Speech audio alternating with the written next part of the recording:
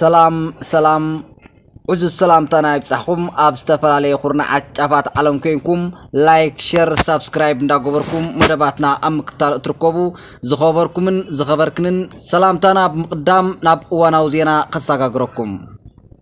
مዓስከራት ዓይንን ዓዲሓርሽን ኣብ ትሕቲ ሰራዊት ትግራይ ከም ዝኣተው ዝፍለጥ ኮይኑ ጉዳይ ድሕነት ስደተኛታት ምስ ንብል ብሰላማዊ መንገዲ ነቲ ቦታ ከም ተቆጻጸርዎ ዝበጽሐና ሓበሬታ ገሊጹ እቲ ኣብ መንጎ ኩናት ተቆርቂሩ ከም ኣፍ ቁንቁይ መሬት ጸቢባቶ ካዕለ ብጽንሕ ስደተኛ ህዝቡን ብሰራዊት ትግራይ ዓቢ ሞራል ተስፋን ከም ዝሃቦን ካብ ዝነበሮ ጸቕጥን ሻቅሎትን ከም ዘናገፎ ብቴሌፎን ዘዘራረብናዮም ሓሳቦም ገሊጾም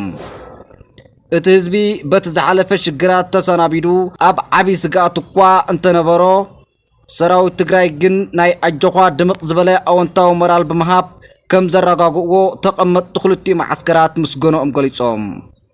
ስለዚ ዝኸበርኩም ተኸታተልትና ሓድሽ ነገር እንተሃልዩ ተኸታተልና ክነቅርበልኩም ኢና سبسكرايب انتظركم مدباتنا خطكاتاترو ايتسقومن شر انتظركم ناب كل حلفناتو ينكبصح كومنت انتصحفكم اب اقراربا مدباتنا زياده نحيلو نلوم حجنا لكم زنبرنا نزي مسل كساب بخال مدب نراقب تسناي نقولنا سلام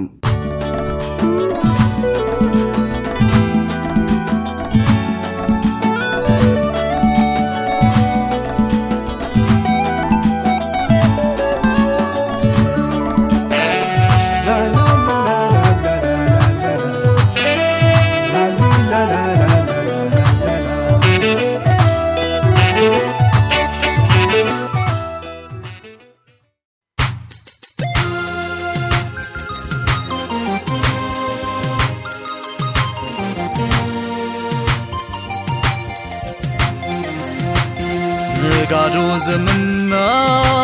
ግዜ ዝወንጀሉ ፀሐይ ምስዓረበት ጽላል ዝግትሩ ግዜ ተፈሪዱ ጠበቃብ ዘይብሉ ዋይ ግዜ ተፈሪዱ ጠበቃብ ዘይብሉ ዋይ ግዜ ሓውን በርሲኢኑ واي قسي